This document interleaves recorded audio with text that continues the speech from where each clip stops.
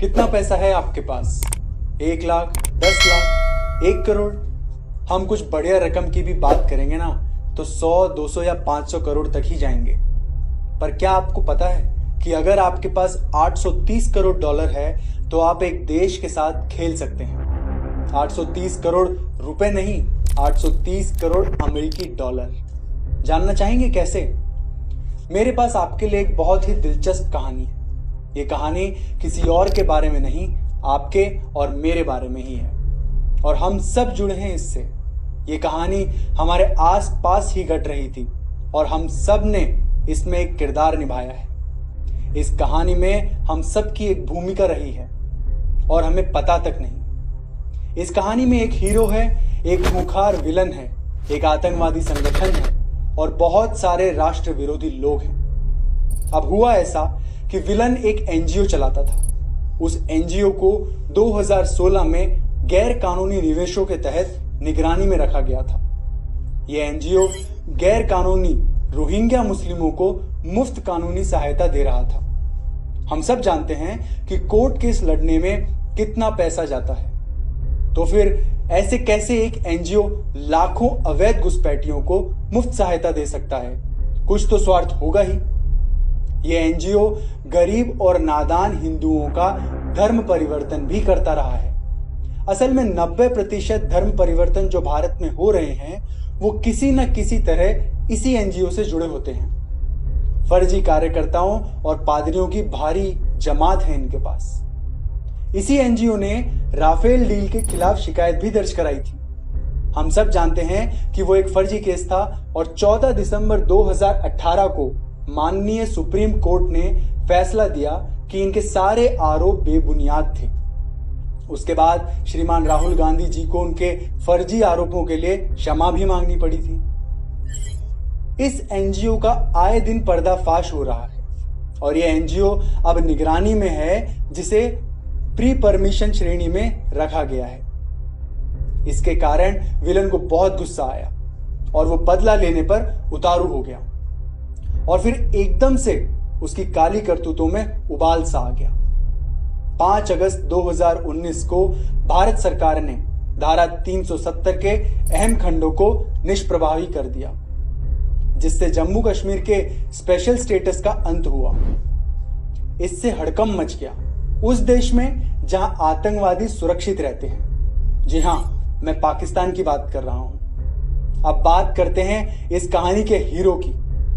22 सितंबर 2019 के दिन अमेरिका में हाउडी मोदी समारोह का आयोजन हुआ था। जैसे ही हमारे हीरो ने उस विशाल मंच पर कदम रखा तो भारत माता की जय जयकार से स्टेडियम गूंज रहा था। ये वही हीरो है जिसे हमने हमारे देश का माननीय प्रधानमंत्री चुना है, श्री नरेंद्र मोदी जी। इस समारोह के अगले ही दिन यानी 23 सितंबर को हमारा विलन न्यूयॉर्क में पाकिस्तान के पीएम इमरान खान से मिला। ये विलन कोई और नहीं, जॉर्ज सोरस है, जो एक एनजीओ चलाता है जिसका नाम है ओपन सोसाइटी फाउंडेशन। जॉर्ज एक अरबपति है जिसकी संपत्ति लगभग 830 करोड़ अमेरिकी डॉलर मतलब 6,640 करोड़ रुपए है। इमरान खान से मुलाकात के दौरान दोनों ने कश्मीर मुद्दे पर विचार विमर्श किया। अब समझने लायक बात यह है कि सारी भारत विरोधी ताकतें एक हो रही है। वो जानते हैं कि भारत ने अगर अपनी आंतरिक समस्या सुलझा ली तो भारत एक सुपर पावर बन सकता है। 27 सितंबर 2019 को हमारे प्रधानमंत्री जी ने 74वीं वार्षिक संयुक्त राष्ट्र महासभा को संबोधित किया। उसके तुरंत बाद इमरान खान ने उसी सभा में भारत और भारतीय आर्मी के खिलाफ जहर उगला, जो वो आम तौर पर करते रहते हैं। शायद मोदी जी ने वो सब याद रखा। वो भारत आए और 1 महीने की योजना के बाद 31 अक्टूबर को जम्मू कश्मीर और लद्दाख को 2 यूनियन टेरिटरी घोषित कर उनको मुंह तोड़ जवाब दिया। इस घटना से हमारा विलन घबरा गया। अब सोरस को अपनी हार नजर आ रही थी। अपने एनजीओ की छवि बचाने के लिए उसने उसी तारीख 31 अक्टूबर को एक किताब भी लॉन्च की। अब तक सोरस मोदी से 3 से ज्यादा बार हार चुका था और अब उसे बदला चाहिए था। इसलिए उसने 24 जनवरी 2020 को विश्व आर्थिक मंच यानी वर्ल्ड इकोनॉमिक फोरम पर $1 बिलियन लगभग 6500 करोड़ रुपए देने की घोषणा की। राष्ट्रवाद और राष्ट्रवादी लोगों के खिलाफ उसने सीएए की भी आलोचना की और इमरान खान से फिर मुलाकात की। कमाल की बात यह है कि दूसरे ही दिन 25 जनवरी 2020 को शर्जिल इमाम का एक वीडियो वायरल हुआ जिसमें उसने कहा कि अगर 4-5 लाख मुस्लिम साथ हो जाएं तो वो असम को भारत से काटकर अलग कर देंगे। 2 दिन बाद 27 जनवरी 2020 को ईडी को जानकारी मिली कि एंटी सीएए प्रोटेस्ट और आतंकवादी संगठन पीएफआई के बीच आर्थिक लेन देन के तार जुड़े हुए हैं। तो क्या पीएफआई का भी इससे कोई संबंध है? जी हां, बिल्कुल है। ईडी ने एक दस्तावेज पेश किया जिसमें पीएफआई ने 77 लाख रुपए कपिल सिब्बल को और 4 लाख रुपए इंदिरा जयसिंह को ट्रांसफर किए। इससे साबित होता है कि इंदिरा जयसिंह का पीएफआई से संबंध है। इंदिरा जयसिंह की बात करें तो ये जालसाजी का वो चेहरा है जो जॉर्ज सोरस के एनजीओ और वकीलों के ग्रुप से जुड़ा हुआ है। इससे यह भी सिद्ध होता है कि पीएफआई और जॉर्ज सोरस के बीच भी कुछ संबंध है और दोनों बराबर जिम्मेदार हैं दिल्ली के दंगों में हुई बेरहम मौतों के लिए। एक और जानकारी देता हूं। कपिल सिब्बल, जिसे 77 लाख रुपए ट्रांसफर हुए थे, तिस्ता सितलवाड़ का वकील था और इस केस में इंदिरा जयसिंह भी आई थी सितलवाड़ को बचाने के लिए। तिस्ता एक को पिटिशनर थी गुजरात दंगों के केस में जो नरेंद्र मोदी के खिलाफ था। तिस्ता और जॉर्ज सोरस दोनों का एक ही दुश्मन है और वो है नरेंद्र मोदी। अब एक और कमाल की बात है, तिस्ता सितलवाड़ ने एक संस्था 2002 में बनाई थी। जावेद अख्तर भी उसका हिस्सा थे। यही तो कारण है आप सबने उनके बेटे को एंटी सीएए प्रदर्शन में देखा था। फेसबुक पे फ्रेटर्निटी मूवमेंट जेएनयू नाम का एक पेज है जो मुहिम चला रहा है शर्जिल इमाम को रिहा कराने के लिए। इस देशद्रोही के सपोर्ट में इन्होंने कई पोस्ट बनाए हैं। फेसबुक का यह पेज तबलीगी जमात का भी सपोर्ट करता है। वही पेज तिस्ता सितलवाड़ को चीफ गेस्ट बनाकर स्पीच देने बुलाता है। तिस्ता सितलवाड़ का एनजीओ सीजेपी आसाम में कार्यरत है और शर्जिल आसाम को भारत से काट देना चाहता है। इन सब के बीच जो एक नेटवर्क बना है, क्या आप उसे देख पा रहे हैं? ये सारे सबूत बताते हैं कि शर्जिल इमाम, तिस्ता सितलवाड़, कपिल सिब्बल, इंदिरा जयसिंह, पीएफआई और जॉर्ज सोरस ये सब किसी न किसी तरह एक दूसरे से जुड़े हुए हैं। इन सब का एक ही लक्ष्य है, इस देश को बर्बाद करना और उसकी अखंडता को तोड़ना। 29 जनवरी 2020 को जॉर्ज सोरस ने दिल्ली हाई कोर्ट में मोदी सरकार के खिलाफ शिकायत दर्ज कराई। ईडी की कार्रवाई के बाद सोरस कुछ बड़ा करना चाहता था। जब सरकार ने सोरस के एनजीओ के खिलाफ एक्शन 2016 में लिया था, तो फिर उसने 3 साल क्यों लिए शिकायत दर्ज कराने में? कहीं कोई बड़ी योजना तो नहीं बन रही थी? जी हां, वो एक बड़ी योजना बना रहा था। 4 फरवरी को उसने अपने एक पिट्ठू हर्ष मंदर को भारत भेजा।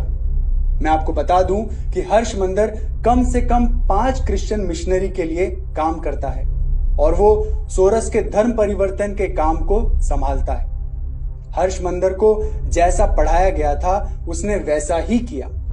शाहीन बाग के प्रदर्शन में भाग लेने के लिए लोगों को उकसाने में काफी बड़ा रोल इसने निभाया।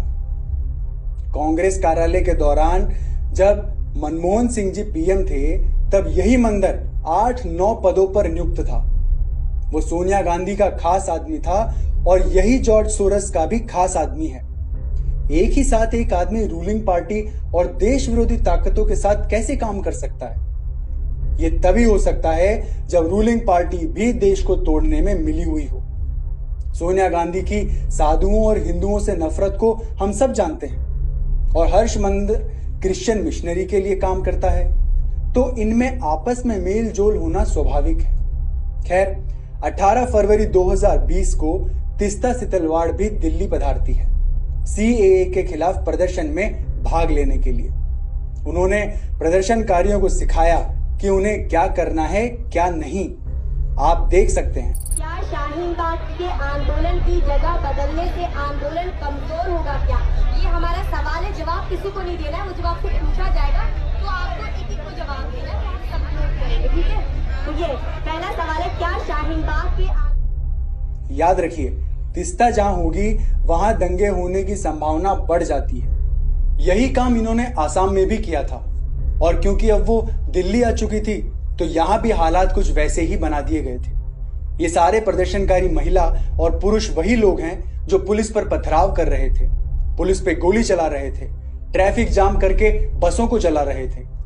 सच बात तो ये है कि ये लोग बीजेपी से कुछ रिएक्शन चाहते थे, जो 23 फरवरी 2020 को आ भी गया, जब कपिल मिश्रा ने सीएए के प्रदर्शनकारियों के विरोध में सार्वजनिक भाषण दिया। राष्ट्र विरोधी ताकतें इंतजार कर रही थी किसी भी तरह की टिप्पणी का, ताकि सारा दोष ट्रांसफर करने में आसानी हो जाए। ये लोग ट्रंप की यात्रा को रोकना चाहते थे, जो दूसरे ही दिन 24 फरवरी 2020 को थी। जब भी अमेरिकी राष्ट्रपति भारत यात्रा पर आते हैं, ये राष्ट्र विरोधी लोग हर बार ऐसा कुछ करते ही हैं। आम आदमी पार्टी के ताहिर हुसैन हिंदू विरोधी दंगों में पूरी तरह शामिल थे। वो एक सोची समझी साजिश थी। पेट्रोल बम, एसिड पैकेट, गुलेल, ईंट के टुकड़े, पत्थर, ये सब योजना के तहत उनके घर में रखे गए थे। हाल ही के अपडेट और एफआईआर से पता चलता है कि ये एक सुनियोजित हिंदू विरोधी दंगा था। आखिरकार इस बार विलन जीत गया। ये विलन देशद्रोही लोग और हमारे पड़ोस वाला भिखारिस्तान नहीं चाहता कि भारत आगे बढ़े। भले ही हमारे हीरो ने हमें कई बार बचाया, पर विलन भी एक बार तो जीत ही गया। लेकिन याद रखिए, ये कोई फिल्म नहीं। इन सारी घटनाओं का देश पे और हम पे बहुत गहरा प्रभाव पड़ा है। हमारे हीरो को जरूरत है हमारे सपोर्ट की। इन सब तथ्यों को जितने लोगों तक हो सके पहुंचाएं। कृपया इस वीडियो को जितने लोगों के साथ शेयर कर सकें करें, ताकि ये सच हर जगह पहुंच सके। हम सब ने ये सारी घटनाएं हमारी आंखों के सामने घटती देखी है, लेकिन हम कभी इन घटनाओं को आपस में जोड़कर देख ही नहीं पाए। याद रखिए, ना तो हमारा भारत देश बिकाऊ है और ना ही हमारे प्रधानमंत्री को कोई खरीद सकता है। राजनीति वो नहीं जो आप देखते हैं, राजनीति वो है जो आप देख नहीं सकते।